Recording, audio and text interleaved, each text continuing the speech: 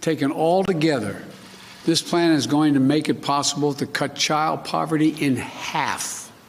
Let me say it again.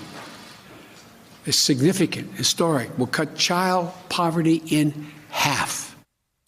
President Biden and congressional Democrats have understandably been touting the fact that their COVID rescue package will, projected to, cut child poverty in half.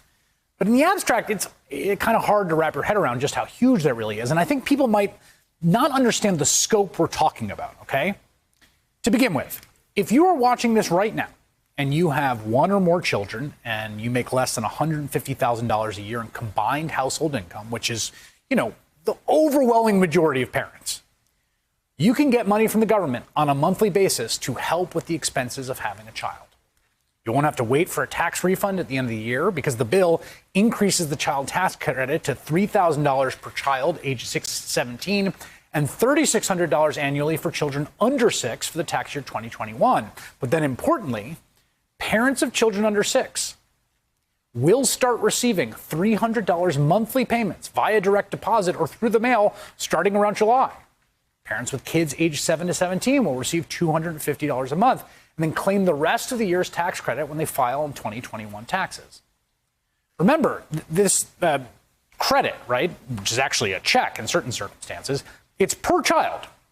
So right now, if you have a 10-year-old, a 7-year-old, and a 4-year-old, the government is going to give you an extra $800 every month. The U.S. has not really had a program anything like this before. I mean, some European countries and Canada have experimented with different versions of what's called child allowances, and those experiments have been very, very popular. People really like them. This will essentially be the closest thing we have to a universal cash benefit. Or here's another way to think about this, which I think is helpful. Think about it as Social Security for kids, right?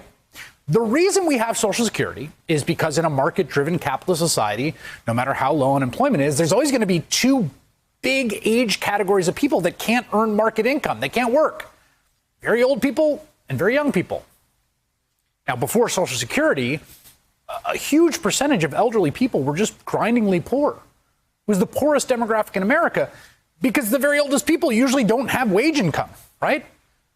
Traditional Social Security helped alleviate that problem.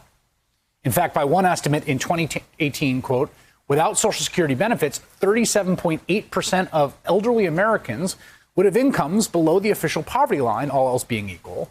With Social Security benefits, only 9.7% do.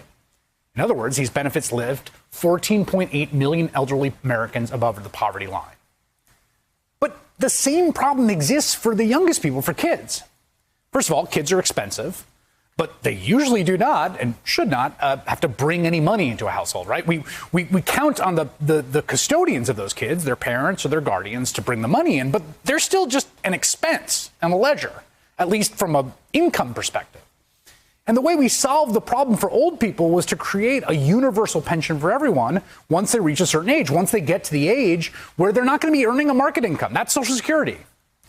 So think about it on the other end. The way to solve this problem for kids is to create a universal child allowance that says raising a kid is a good thing for our society.